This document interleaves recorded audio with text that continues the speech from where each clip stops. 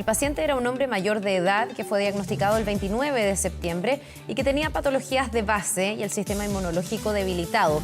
Queremos profundizar en este tema. Tomamos contacto con Rafael Medina, virólogo de la Facultad de Medicina de la Universidad Católica. Muchísimas gracias por estar con nosotros y bienvenido.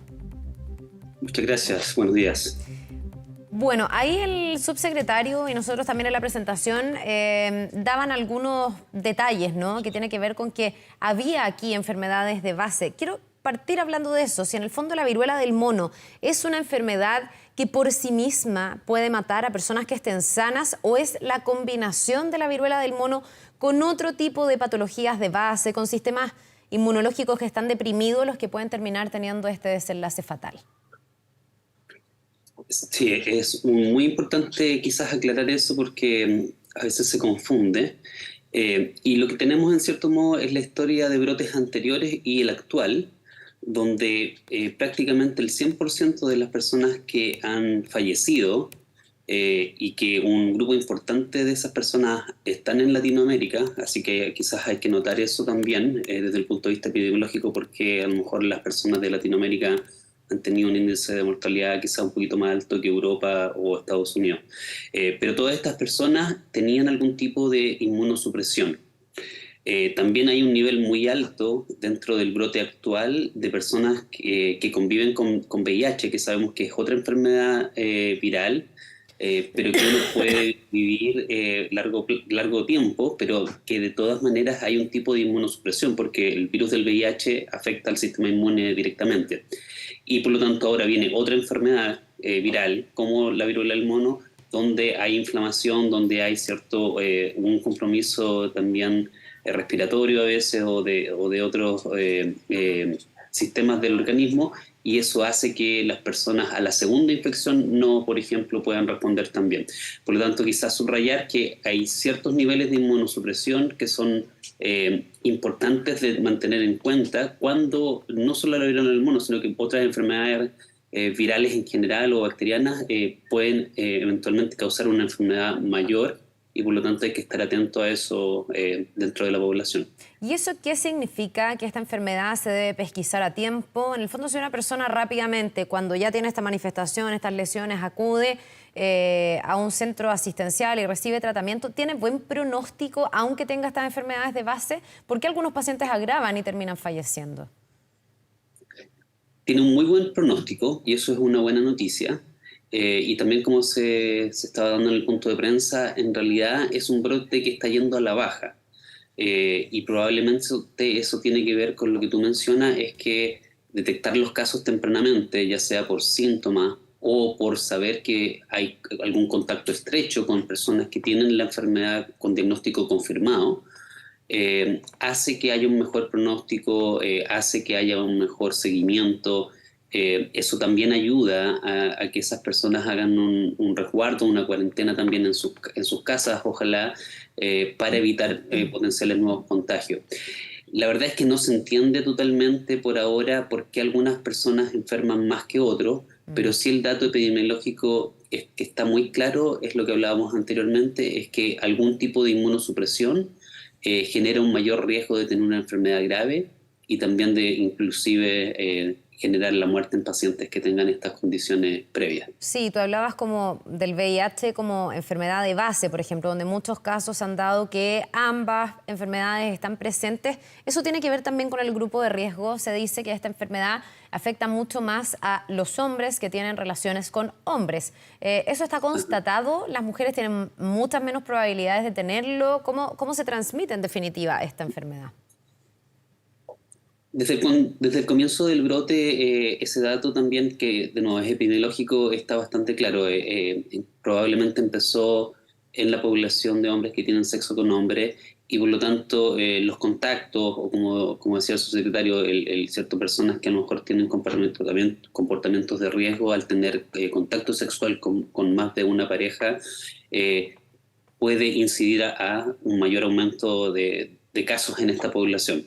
Y por lo tanto, lo que se ha entendido es que al haber más información, e incluso en los países de mayor riesgo, que es donde empezó el brote, en Europa y en Estados Unidos, cuando se empezó a hacer también la vacunación de esta población, empezaron a bajar los casos. Ya. Y por lo tanto, no tiene que ver en si un hombre o una mujer tienen capacidad de ser infectados con este virus, sino que tiene que ver con los factores de riesgo, los comportamientos de riesgo que una población versus otras puede tener. Es por eso que en este caso también esta población tiene una mayor incidencia de VIH, pero quizás no enfocarlo netamente en eso. Lo que sabemos, por ejemplo, del paciente que falleció en Chile es que tenía algún nivel de inmunosupresión y también era quizás de una edad más avanzada. Por lo tanto, eh, todos los factores de riesgo tienen que ser considerados y quizás también considerar ahora que en Chile tenemos la fortuna desde octubre de contar con la vacunación Mm. para contactos.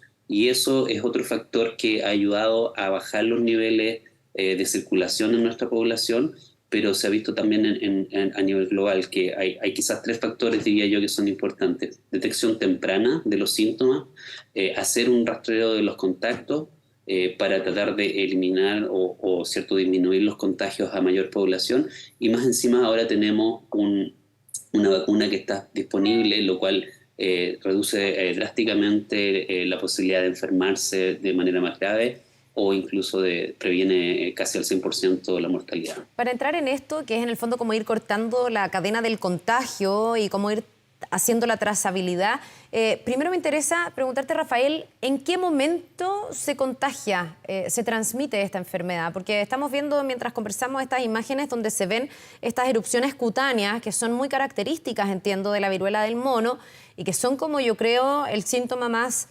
evidente de que podríamos estar cursando esta enfermedad. ¿Es en ese momento cuando uno ya tiene las lesiones que pudiera contagiar a otro? ¿O también hay una ventana anterior donde a lo mejor la persona no tiene estas lesiones, tiene algún contacto de intimidad con alguien y lo contagia igual? Porque ahí como que obliga a estar mucho más alerta y a buscar ese contacto donde las erupciones cutáneas van a venir a lo mejor en harto tiempo más. Exactamente. Eso también es muy importante tener claro. Muchas de las enfermedades virales en general, no solo viruela del mono, ¿cierto? También lo hemos aprendido con SARS u otras enfermedades que se transmiten de distinta manera. Está claro que hay días antes de que empiecen los síntomas quizás más significativos, que pueden ser antes que aparezcan este sarpullido o estas erupciones cutáneas. En el caso del viruela del mono está claro que sí hay posibilidad de transmisión. Por lo tanto, ahí es donde está un poco la prevención de poder hacer una trazabilidad de los contactos y, como decía el subsecretario, también hacer que por favor las personas que estén en contacto con otras personas y eventualmente hayan tenido un diagnóstico positivo, que puedan declarar todos sus contactos para poder hacer ese seguimiento y prevenir, ¿cierto?, a sus cercanos, a su gente conocida que puedan haber estado en contacto, que prevengan el tener la enfermedad más grave.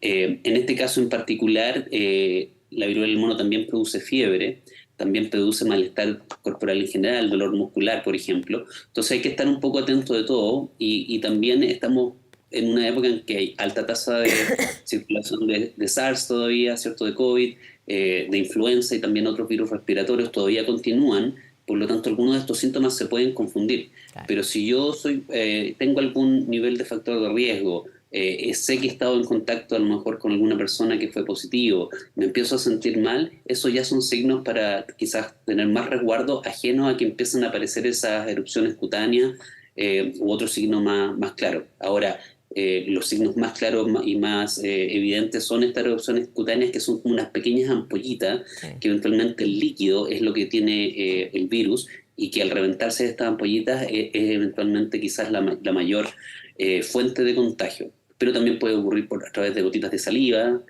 también obviamente como se mencionaba antes, también por contacto sexual muy cercano, ese contacto de piel con piel, pero también hay evidencia que, por ejemplo, compartir un ambiente, por ejemplo, vivir en la casa, tocar las mismas toallas, los mismos utensilios quizá en el baño, también podría eventualmente uno contagiarse, y es porque estas ampollitas eventualmente tienen una carga viral bastante alta dentro de los primeros 14 días de la enfermedad, y por lo tanto evitar ese contacto estrecho es lo principal para poder reducir el número de casos. Claro, hay también la razón para que esto no sea rotulado como una enfermedad de transmisión sexual, porque hay otro tipo de transmisión, también de contacto íntimo, cercano, pero que no necesariamente tiene que ver con aquello. ¿Cómo funciona la vacuna en el sentido de a quién va dirigida y en qué momento se suministra la vacuna para que sea efectiva? Me imagino que aquí esta cadena de trazabilidad es súper relevante. Si yo tengo la enfermedad, poder decir con quiénes me he vinculado, con quién he estado, quién eventualmente podría estar contagiado para ir rápidamente a pesquisarlo, ya que tiene buen pronóstico si se hace temprano. Exactamente. Afortunadamente esta vacuna de la viruela del mono es muy parecida a la vacuna de viruela humana que se aplicaba, ¿cierto?, hace muchos años atrás. Recordemos que la viruela humana fue erradicada, es una de las grandes quizás milagros de la biomedicina que fue erradicada a nivel mundial, y por eso también es preocupante de que este brote sea ojalá mitigado lo antes posible. Es una vacuna muy segura, que en este momento en Chile se está aplicando a los contactos, y es posible que si fuese el caso se pueda aplicar a ya la población principal de riesgo, previo a tener un contacto o para tratar de evitar eventualmente si es que alguien entra en contacto con alguien infectado.